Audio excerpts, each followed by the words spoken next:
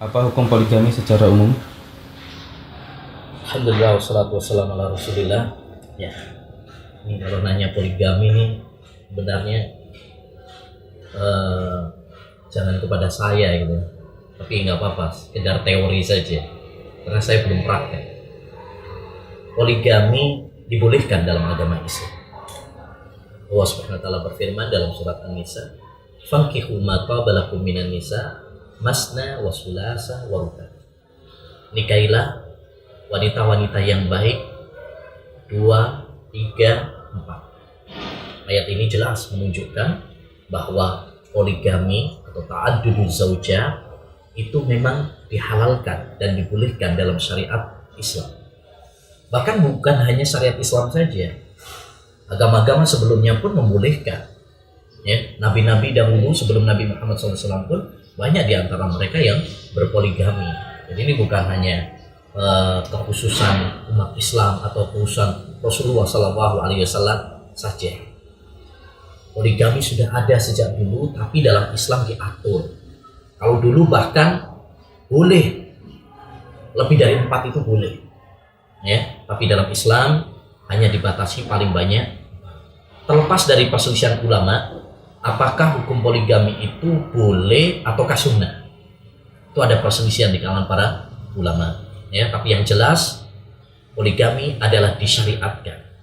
Siapa yang mengingkarinya, mendustakannya, mengatakan bahwasanya poligami adalah zalim, ya, poligami tidak disyariatkan, poligami itu melanggar HAM dan sebagainya, seperti yang digembar-gemborkan oleh orang-orang kafir atau orang-orang liberal, orang-orang yang menentang syariat Islam, maka ini adalah tentu pemikiran yang salah.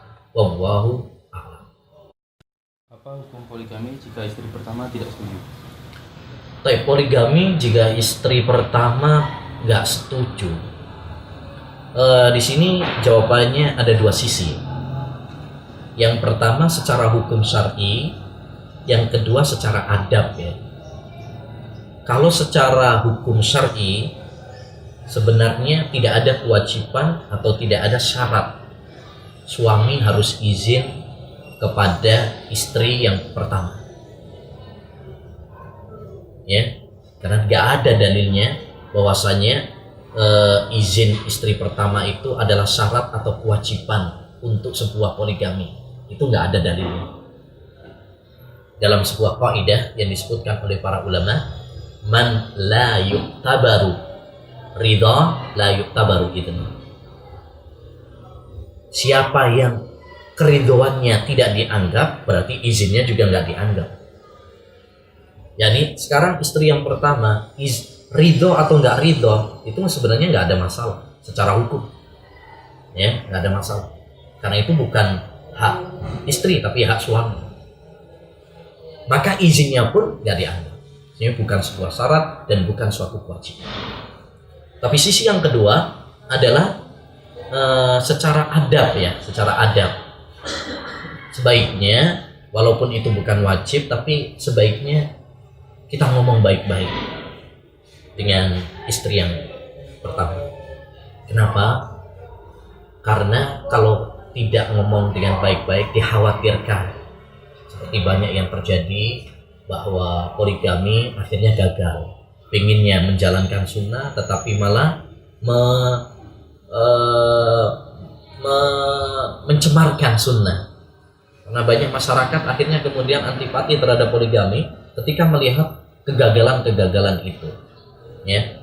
Jadi sebaiknya kita izin, kita sampaikan alasan-alasan, kita sampaikan dalil-dalil dengan cara yang lembut yang bisa melunakkan hatinya. Maka istri yang solehah jika mengetahui udur atau mengetahui keinginan suaminya, ya, insyaallah taala akan memberikan izin. Syukur-syukur kalau kemudian istrinya yang nyariin, itu malah lebih bagus lagi. Seperti ada sebuah buku itu, istriku menikahkanku, nah itu malah bagus, ya, istriku yang menikahkanku, dia yang nyari.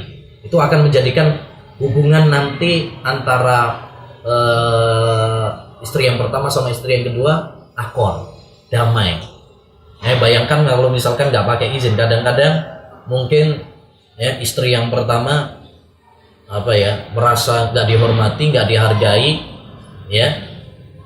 Kemudian dia merasa tersaingi, bisa-bisa jadi malah minta cerai, atau malah mungkin mecahin ini, mecahin itu, bahkan mungkin malah mau bunuh diri. Banyak tragedi-tragedi tentang masalah ini. Wallahu a'lam.